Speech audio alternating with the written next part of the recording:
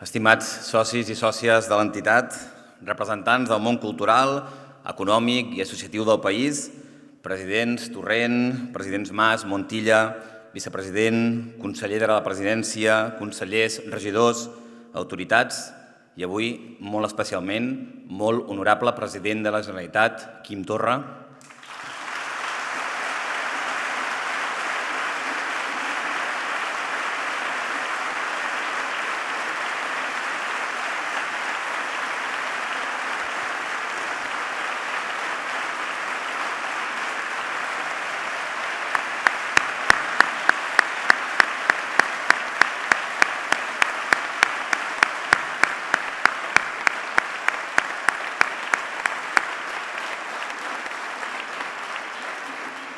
Deixeu-me reservar un any més la salutació més tendra als familiars dels presos polítics i exiliats, especialment a la Neus i a l'Ester Cuixart, a tu, Txell.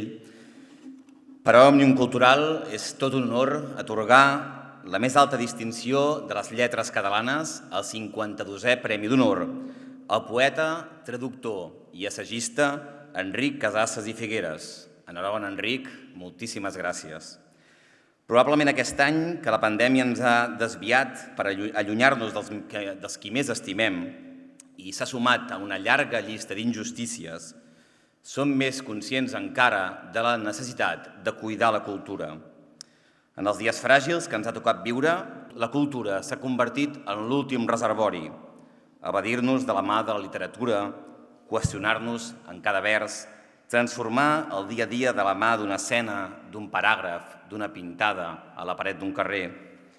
És a la cultura que devem tot el que som.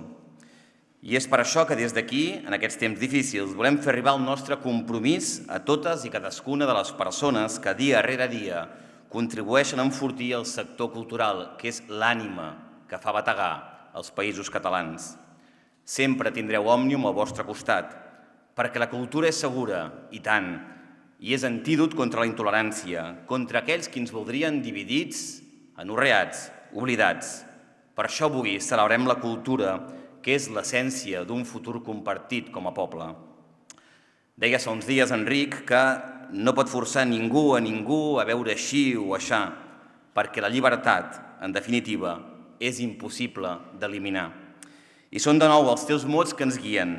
És precisament per això que som aquí, per celebrar una cultura lliure, una cultura que no s'imposa, una cultura que s'ofereix al món sencer. Som aquí, en darrer terme, per celebrar una cultura i una llengua vetllades en la foscor de la dictadura i menystingudes, encara avui, per un estat impropi. I ho diem ara, minuts després que el Tribunal Suprem hagi prohibit que els governs de Catalunya, del País Valencià i de les Illes puguin comunicar-se en català entre ells. Davant d'això, ens tindran de front, ferms en la convicció que la llengua és la nostra millor eina per construir un país just, un país cohesionat i un país lliure. I és que, com deia el poeta, tenim apenes el que tenim i prou. Però és cert que el que tenim, el llegat d'aquest país petit, és d'un valor incalculable, perquè de tu, Enric, i dels qui t'han precedit, en Rodoreda, Benet, Abelló, Fuster, Pessarrodona i tants d'altres, n'heredem la nissaga d'una llengua prestigiada que ens fila i ens teixeix arreu dels països catalans. I aquesta és la nostra millor bandera, perquè som els fills i les filles d'un poble que no s'explica pel color de la pell, per l'origen o per la resta de subterfugis que hissen la vella guàrdia de la intolerància. Som els fills i les filles d'un poble explicat de la mà d'una llengua mil·lenària que viu amb passió cada cop que algú nascut aquí o allà l'adopta com a pròpia.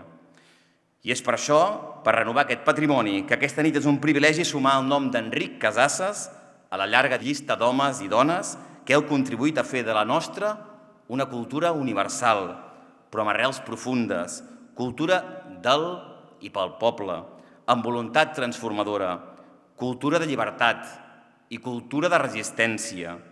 Ningú, com el flamant Premi d'Honor, connecta avui en dia la cultura, la poesia, la llengua amb la tradició popular que es viu als teatres, als ateneus, als carrers.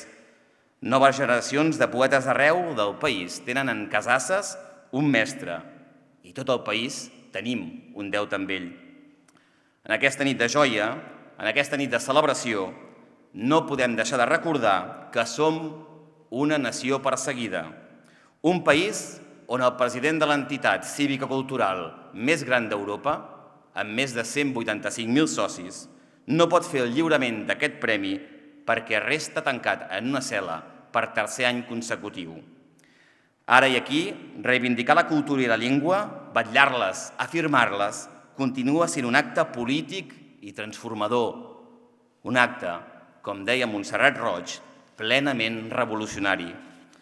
En moments de foscor, la poesia, la cultura esdevé far.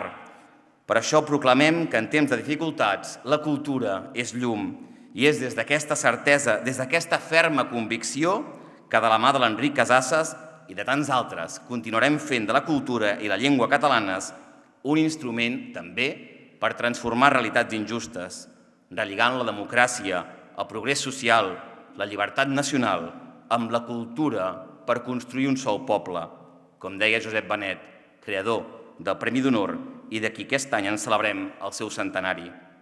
Un instrument que ressoni com un eco per recordar que la gent d'aquest país guarda el dret de viure una vida culta, una vida lliure, una vida on ningú sigui perseguit per les seves idees.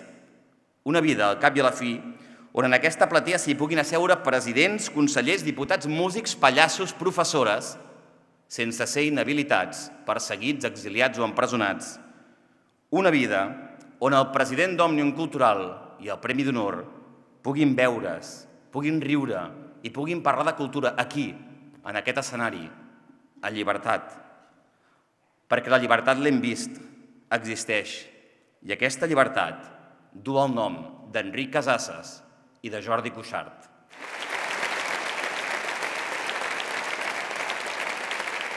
Visca la cultura, visca la llibertat i visca Catalunya.